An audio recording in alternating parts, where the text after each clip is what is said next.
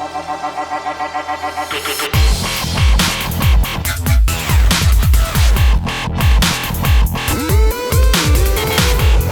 guys, Ashlane here, coming at you today with a 3-star GOHO guide for people with lower level heroes. So let's go ahead and jump right into it with this strategy overview. So the minimum hero level that I recommend for this strategy is level 20 combined. Now I prefer a little bit closer to level 25, but hey, 20, I've seen it done.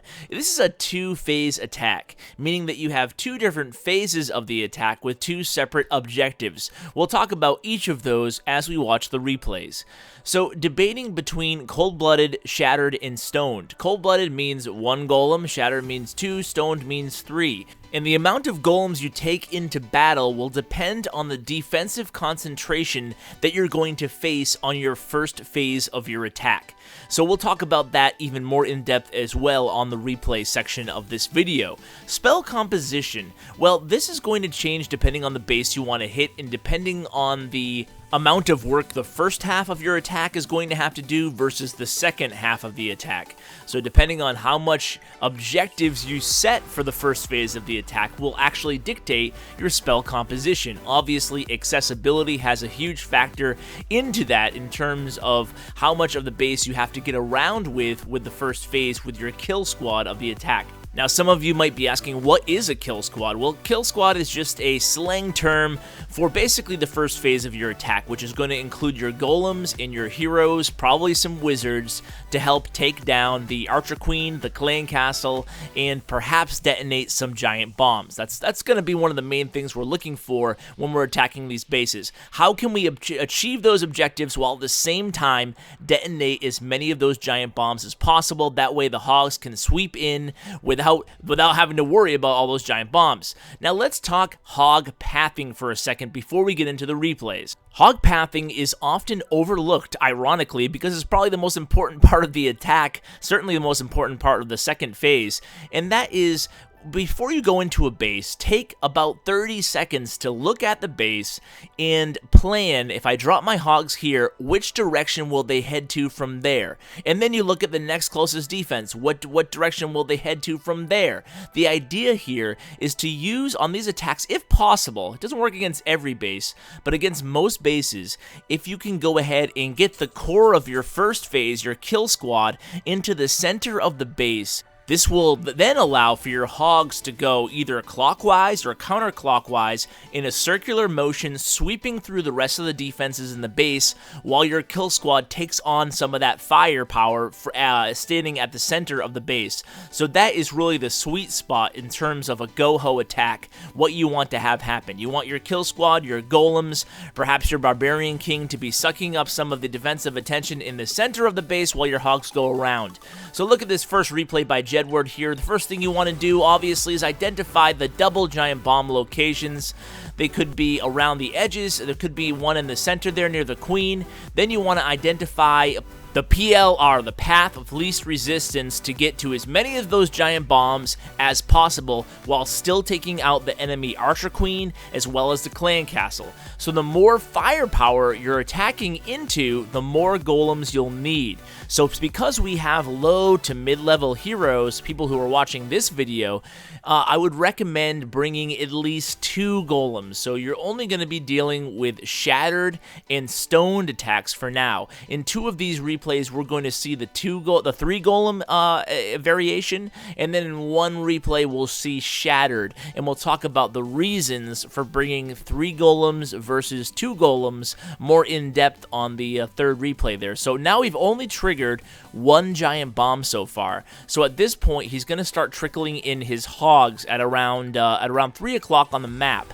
So far, like I said, 1 giant bomb has been detonated. That means you're going to have to be ready to pre-place those heal spells for those hogs, because we know there's going to be all the rest of them on the board to deal with. So you can see Jedward doing a good job using his first heal spell pretty early, and then the hog deployment is absolutely key. You can see he's moving in a counterclockwise fashion right here, and that works perfectly for hog pathing. If we stopped before the video started, if you want to go ahead and rewind and take a look, if you look at this base, you know that if you can get to the center there, take out around where that clan castle is, you can create a perfect funnel for the hogs to go all the way around the map counterclockwise, and that's exactly what Jedward does here, and this is really a perfect attack in terms of start to finish. All the objectives were achieved, and he has plenty of troops left at the end. Saving a few wizards for cleanup is very important to do. The other two attackers actually don't do that, and it almost costs them. So now it's Nacho's attack here. This is going to be using Earthquake, and it can be absolutely amazing because it can open up an area to 2 double giant bomb locations. You don't want to use Earthquake just for the heck of it, and you can saw how Jedward was able to get by with a jump spell, and that saves him, and that allows him to use an extra heal spell and poison spells. But if you can get into 2 compartments where double giant bombs might be located, then you can go ahead and possibly detonate 2 double giant bomb locations with the first phase of the attack. If you're going to hit 2 wide areas like that, you're definitely going to have to use 3 golems with the low-level heroes. Now, as your Barbarian King levels up, you can get by with only taking, 2 shattered variation against most bases. But of course, as you level up, you're probably going to be hitting max bases, and then you might have to consider using 3 golems again. It's pretty much the safer you want to play things, you can bring 3 golems. Now, when you bring 3 golems, you don't have to spread them out over the entire base like Jed did in the first attack. You can actually clump them a little bit more, especially if you're trying to get them to funnel into the center of the base here. Now, don't panic. You're going to see that Nacho's king starts to wander here at that army camp. Now, obviously, that is not ideal, but it doesn't mean the raid is ruined. So you can see here that he just kind of stays on the course here. He's using the rage spell in the first phase of the attack. That's because he has to get pretty deep into that base to accomplish his objectives. The queen, you can see he hit opposite side the queen. Now, that's an important tip to share with you guys. If you're going to hit a base opposite side of the queen, it's a really smart idea to use a rage spell on the first phase of your attack. Use a rage spell on the kill squad. Now, this is perfect now where he's standing right now. Obviously, ideally, the BK would have went in the center, and he probably could have used a few extra wizards to help clear out that funnel there for the king. But things are still going to work well because the rest of the attack was planned very well here. You can see the hog pathing yet again, going counterclockwise from around the 4 o'clock. It's almost like a mirror image of the first attack from here on out, except for he doesn't have the wizards to help clean up, and that's going to cost him as well.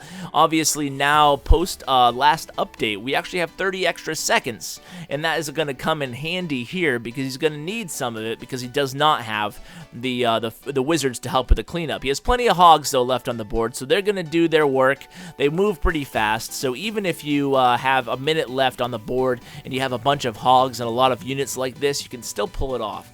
And he's able to pull off the 3-star attack.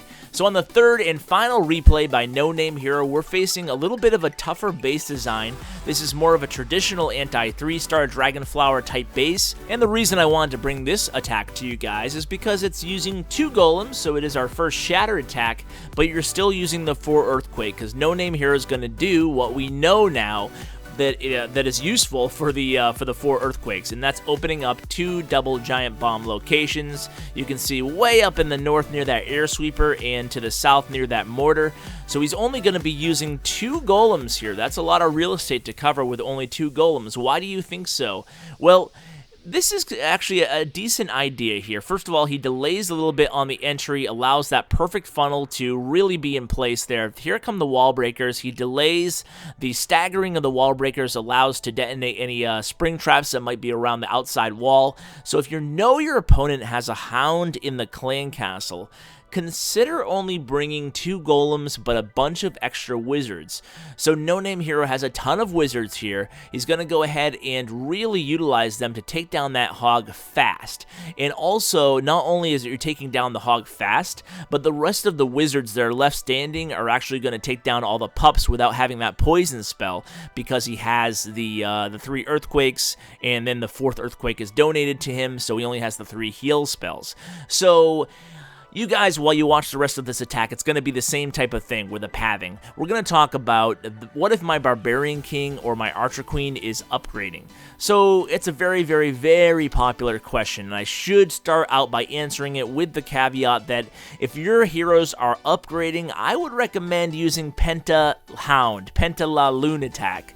And the reason being because they're not as heavily reliant on heroes, but if you insist on doing the GOHO attack without heroes, if your king is upgrading, you can pretty much just replace the king with the P.E.K.K.A because he acts just like a king. So bring the P.E.K.K.A, cut down on a few hogs, maybe use Shattered, so 2 golems and 1 P.E.K.K.A. If you were going to use stone, that's how you make up the hit point difference, or the troop capacity difference, excuse me.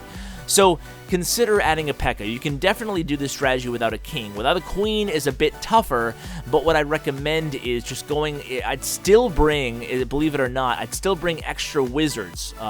Bring extra wizards and hope they do the job of the queen, taking out the clan castle and hopefully providing enough firepower. If your heroes are down though, you're just definitely going to have to consider taking away the stone and using that hit point space to help supplement the troops. You can also use witches. So guys, I hope you enjoyed this guide. It's been fun bringing it to you. I hope you have success on your next GOHO attack. And special thanks to all my Patreon supporters. Some of the special donors have been listed here on this screen. If you want to donate to the channel, I'd be very grateful. Go ahead and check it out at www.patreon.com/ClashWithAsh. Guys, thanks for tuning in, and as always, take care.